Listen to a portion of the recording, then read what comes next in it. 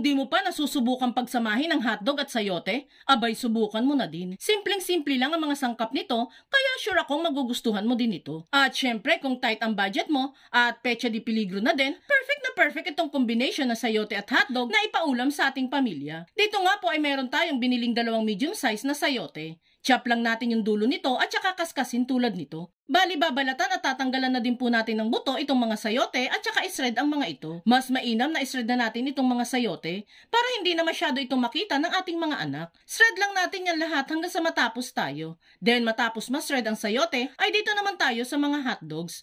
Cheese dog na yung binili natin dyan guys para may konting cheese na malalasahan ang mga chikiting natin kapag kinain nila ito. Pero pwede naman po dito kahit yung regular hotdog lang guys. Bali dalawang magkaibang hiwa po ang gagawin natin dito sa hotdog. Isang pino ang hiwa at isang pa-slice lang ang hiwa.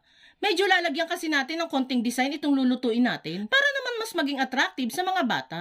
Hindi naman porkit mumurahin lang tong ulam natin, is papahuli na tayo sa mga design-design ng ulam, di ba? Pag okay na ang hotdogs, ay dito na ulit tayo sa ating bowl. Bali, lagay lang natin dito sa ating bowl yung pinino nating hotdog. Yun nga po palang sayote guys, tinanggalan ko lang po ng konting katas. Baka kasi maging matubig maigi ang sayote at mahirapan tayong lutuin mamaya. Then saka ako dyan maglalagay ng 2 pirasong itlog. Crack lang muna natin yan isa-isa sa lagayan bago natin i-transfer sa ating bowl.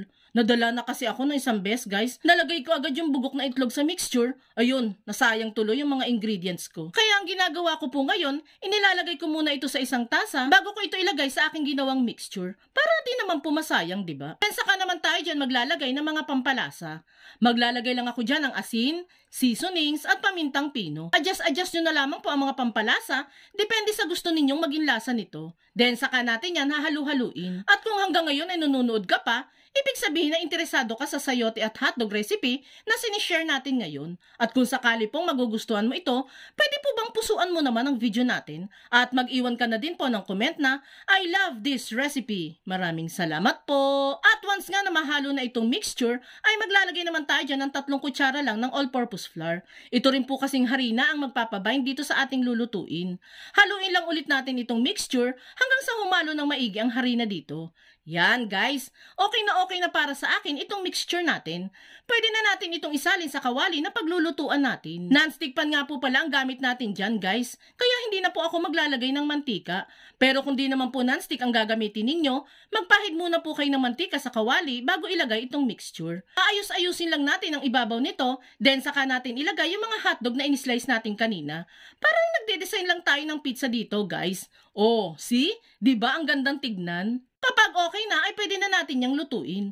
Lulutuin lang natin ng 10 minutes kada side nito guys. Kailangan din ay nasa low heat lang tayo dito para hindi po masyadong umalsa at masira ang hugis ng ating niluluto. Makalipas ang 10 minuto, ay hanguin at yung kabilang side naman ang ating lulutuin. Gumamit lang po ako dyan ng plato, then sa kabaligtarin ng kawali para mabaligtad itong niluluto. Takpan ulit yan at lulutuin pa ulit natin yan ng 10 minuto. After 20 minutes all in all na pagluluto nito, ay pwede na natin yang hanguin. And there you have it guys, pwede na nating pagsalu-saluhan itong masustansya, matipid at masarap na ulam recipe. Itsura pa lang yan guys, sure akong maaakit ng kumain ng gulay ang inyong mga anak. Kailangan lang kasi na maging mapamaraan tayo kung paano natin mapapakain ng gulay ang ating mga anak para lumaki silang malusog at hindi sakitin. Kaya itag mo na din ang buong pamilya at barkada at subukan nyo na ding magluto nito.